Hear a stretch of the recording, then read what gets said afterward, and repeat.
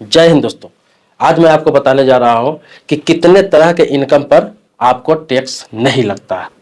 छोटे गांव में रहने वाले, छोटे शहर में रहने वाले, कम पढ़े लिखे लोग, बहुत सारे ऐसे लोग हैं जिनको इनकम बहुत सारे सोर्स होते हैं, इनकम का बहुत सारे सोर्स हो जाता है, या फिर कहीं से पैसा उनको आ जाता है, किसी अलग सोर्स से पैसा आ जाता है। उन्हें डर लगता रहता है कि कहीं इनकम टैक्स का नोटिस ना आ जाए, या फिर अकाउंट पे लेन देन करूंगा तो पैसे का पता चलेगा तो कहीं इनकम टैक्स का छापा न पड़ जाए, ऐसा डर होता रहता है। और बहुत सारी भ्रांतियां भी है। सारा क्लियर करूंगा कि कितने तरह के इनकम पर आपको किसी प्रकार का कोई टैक्स नहीं देना पड़ता है। फिलहाल 10 इनकम पे बात करूंगा, 10 तरह के सोर्स पे बात करूंगा जिस पर आपको किसी प्रकार का टैक्स नहीं देना पड़ेगा। बाकी मन में कोई सवाल प्रश्न रहेगा तो आप कमेंट बॉक्स में लिखेंगे, फिर उस पर नए सिरे से वीडियो जरूर बना दूंगा। ऐसे कोशिश करूंगा कि इसी में सारा चीज क्लियर कर दूं। आगे बढ़ने से पहले आपसे रिक्वेस्ट करूंगा कि वीडियो को लाइक जरूर करिए। मन में कोई सवाल प्रश्न आ जाएगा तो कमेंट बॉक्स में लिखेंगे, मैंने बोला आपको मैं जवाब देने का प्रयास करूंगा, नहीं तो फिर से विस्तार से वीडियो बनाने का प्रयास करूंगा। आपको बता दूं कि पहला एग्रीकल्चर इनकम।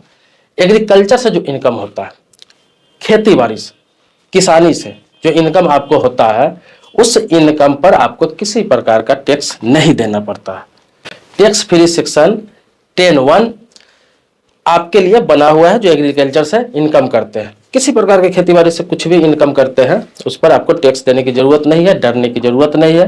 किसी प्रकार का आपको टैक्स नहीं देना पड़ेगा, ना किसी प्रकार का आपके पास इनकम टैक्स का नोटिस आएगा। दूसरा क्या है, एग्रीकल्चर लैंड। एग्रीकल्चर का जमीन जो होता है, खेतीबाड़ी का जमीन जो आप खरीदते हैं, सस्ता आपने कहीं जमीन खरीदा, खेतीबाड़ी कर रहे हैं, उसमें उपजा रहे हैं, कल होके उस खेतीबाड़ी का जमीन का ज्यादा रेट हो गया हुआ है, बहुत ज्यादा रेट हो गया, फिर उसको आप सेल कर रहे हैं, बेच रहे हैं, उससे जो पैसे आ रहा है उस पर भी किसी प्रकार का आपको किसी प्रकार का टैक्स नहीं देना पड़ेगा। तीसरा क्या है, कैश गिफ्ट। 2 लाख रुपया तक आपको कहीं से भी कैश गिफ्ट मिलता है। मतलब कोई रिश्तेदार हो, दोस्त हो, कोई जानने वाला हो, पैसे के रूप में भी 2 लाख रुपया तक आपको कैश मिलता है। और उसका लेन देन आप अकाउंट के द्वारा करते हैं, बाद में बैंक में रख देते हैं, सेविंग अकाउंट में रख देते हैं, करेंट अकाउंट में रख देते हैं, एफडी कर देते हैं, उस पर किसी प्रकार का आपको टैक्स नहीं देना है। चौथा, शादी का उपहार। शादी जो होता है, आजकल देखते होंगे शादी में चलन है, कार मिलता है, प्रॉपर्टी भी मिल सकता है, सोने का जेवर मिलता है, बहुत सारी चीजें मिलती है।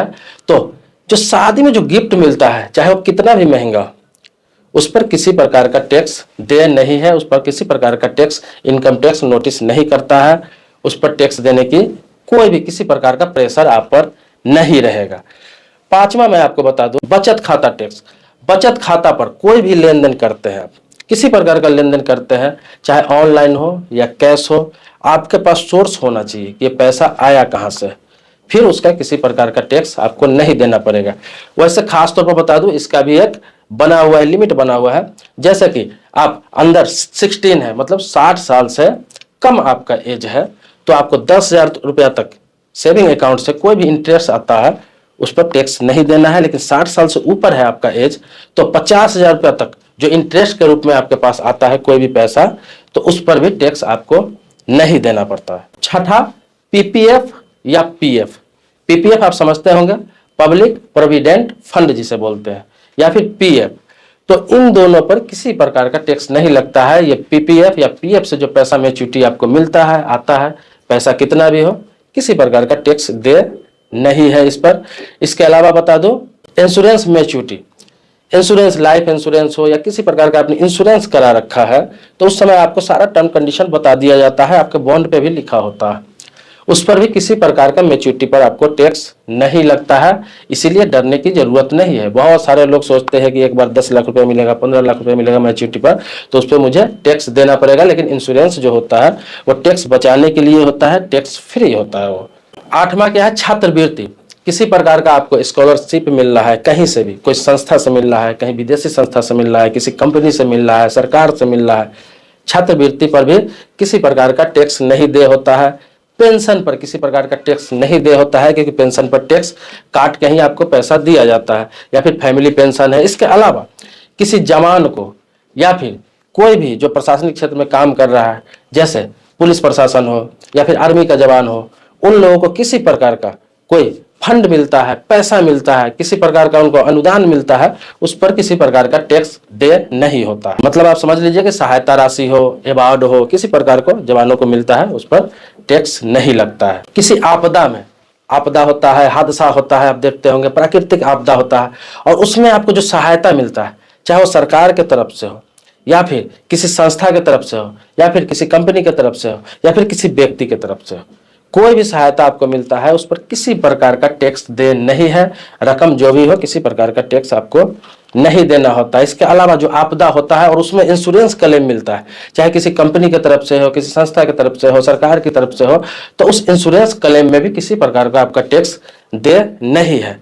अब आगे बता दूं आपको लास्ट 10वां, पुश्तैनी पैसा या फिर प्रॉपर्टी। पुश्तैनी आप जानते हैं, जिसे पैतृक कहते हैं।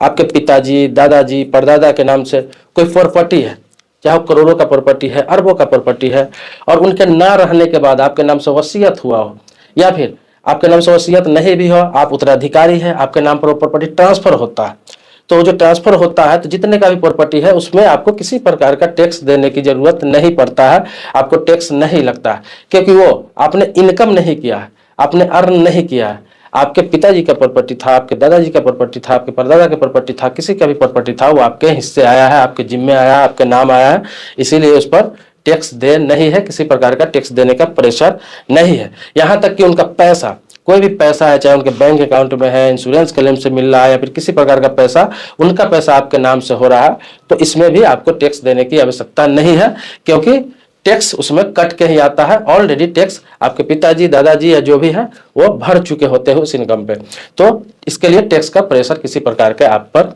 नहीं होता है। तो ये 10 ऐसा मैंने आपको इनकम बताया या फिर 10 ऐसा सोर्स बताया जहां से पैसे आपके पास आते हैं, प्रॉपर्टी आते हैं या फिर गिफ्ट आते हैं, तो आपको किसी प्रकार का टैक्स देने की जरूरत नहीं पड़ती है, आप पर टैक्स का प्रेशर नहीं आता है, या फिर इसके लिए आपको इनकम टैक्स का कोई नोटिस नहीं आता है। ये बिल्कुल टैक्स फ्री होता है इस तरह का। इसके अलावा बहुत सारे सोर्स है, बहुत सारे टर्म कंडीशन है जिसके द्वारा आपको टैक्स देना पड़ता है, और इसमें भी बहुत सारे कंडीशन है। वैसे अगर आप कमेंट बॉक्स में लिखेंगे तो और भी बहुत सारे सोर्स है, बहुत सारे इनकम का ऐसा जरिया है जिस पर आपको सरकार टैक्स नहीं लेती है, इनकम टैक्स डिपार्टमेंट टैक्स का नोटिस नहीं भेजता है आपको। तो उसके बारे में भी अगर आप कमेंट बॉक्स में चाहेंगे तो एक लंबा विस्तार से वीडियो बना दूंगा। चूंकि यह वीडियो लंबा होता जा रहा है इसलिए मैं थोड़ा जल्दी में आपको बताने का प्रयास किया हूं, फिर भी थोड़ा वीडियो लंबा हो गया है, तो आप ऐसा नहीं समझे कि बहुत सारी चीज मैं नहीं बता पाया हूं। आप कमेंट बॉक्स में लिखेंगे, फिर से विस्तार से नया वीडियो जरूर बना दूंगा। आप मेरे पुराने सब्सक्राइबर हैं तो इसके लिए कोटि कोटि धन्यवाद देता हूं, लेकिन पहली बार वीडियो देख रहे हैं तो चैनल को सब्सक्राइब करिए, बगल में बेल घंटी है उसको भी आप जरूर दबा लेंगे, ताकि इसी तरह से इंफॉर्मेटिव वीडियो आपको फ्री ऑफ कॉस्ट मिलता रहे।